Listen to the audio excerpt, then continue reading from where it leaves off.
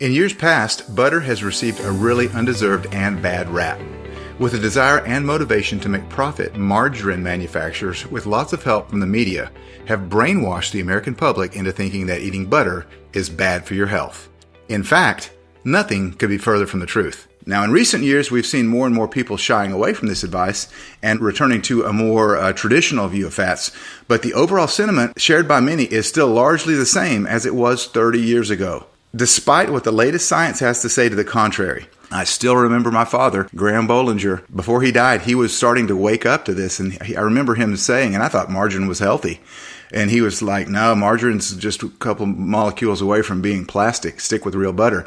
At which time I thought that he was nuts because I was indoctrinated into this low-fat ideology as well. The good news is that industries pushing this propaganda, which they profit handsomely from all the low-fat hysteria, they're starting to lose grip on the narrative. But you can be sure they're not going to go down without a fight. As these major fallacies about fat technically got started back in the 1950s, there was a man named Ancel Keys, and he was the first to propose the notion that saturated fat and cholesterol contribute to coronary heart disease, an ideology that would later be called the lipid hypothesis. The late inventor and nutrition guru Nathan Pritkin would later pick up the baton in spreading the myth that low fat contributed to better health.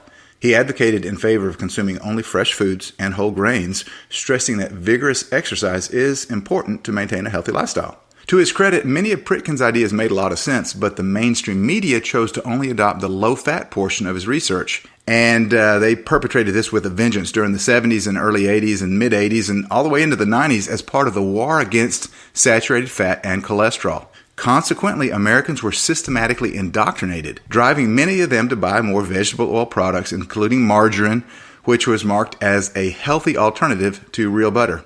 Why is grass-fed butter one of the best foods you can eat? Well, if you're eating butter that is derived from pastured, grass-fed animals, it's rich in butyrate, which is a short-chain saturated fatty acid that a healthy colon also produces from dietary fiber. So grass-fed butter is an amazing health food that aids in supplying the body with nutrient-dense fats while promoting a healthy digestive tract. It's also rich in soluble vitamins like vitamin A, vitamin D, vitamin K, vitamin E. Butter also contains high levels of arachidonic acid. That's a nutrient that serves as a precursor to prostaglandins. It supports brain health and cell membrane integrity. Butter also contains short and medium-chain fats, which are antimicrobial, anti-tumor, and they support the immune system.